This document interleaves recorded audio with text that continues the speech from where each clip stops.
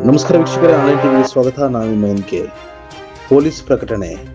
ತುಮಕೂರು ನಗರದಲ್ಲಿ ದಸರಾ ಉತ್ಸವದ ಪ್ರಯುಕ್ತ ದಿನಾಂಕ 30/9/2025, 1/10/2025 ಹಾಗೂ 3/10/2025ರಂದು ತುಮಕೂರು ನಗರದ ಸಂಚಾರದ ವ್ಯವಸ್ಥೆಯಲ್ಲಿ ಕೆಳಕಂಡಂತೆ ಕೆಲವು ಬದಲಾವಣೆಗಳನ್ನು ಮಾಡಲಾಗಿದ್ದು, ಸಾರ್ವಜನಿಕರು ಸಹಕರಿಸಬೇಕಾಗಿ ಕೋರಿದೆ.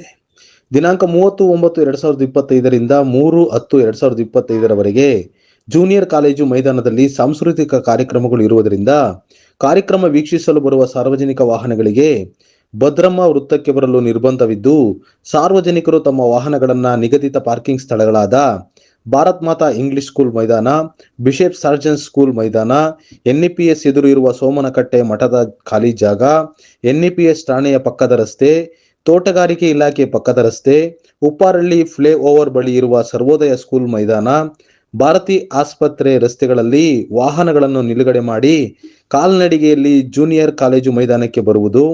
ಎಲ್ಲ ಬಸ್ ಮತ್ತು ಭಾರಿ ವಾಹನಗಳನ್ನು ನಗರದ ಹೊರವಲಯದ ರಿಂಗ್ ರಸ್ತೆ ಮತ್ತು ಅಂತರಸ್ನಳ್ಳಿ ಬ್ರಿಡ್ಜ್ ಮೂಲಕ ಸಿರಾಗೇಟ್ ಕಡೆಗೆ ಪ್ರತಿದಿನ ಸಂಜೆ 4 ಗಂಟೆಯಿಂದ ರಾತ್ರಿ 11 ಗಂಟೆಯವರೆಗೆ ಮಾರ್ಗ ಬದಲಾವಣೆ ಮಾಡಲಾಗುವುದು ಎಂದು ಪೊಲೀಸ್ ವರಿಷ್ಠಾಧಿಕಾರಿಗಳು ತಿಳಿಸಿದ್ದಾರೆ.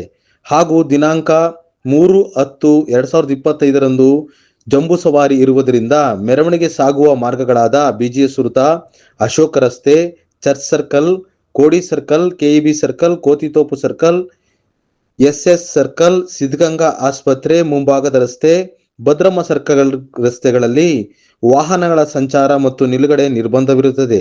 ಎಲ್ಲ KSRTC ಮತ್ತು ಸಿಟಿ ಬಸ್ಗಳನ್ನು ಅಶೋಕ ರಸ್ತೆಯಲ್ಲಿರುವ KSRTC ಬಸ್ ನಿಲ್ದಾಣಕ್ಕೆ ಬಿಡಲಾಗುವುದಿಲ್ಲ.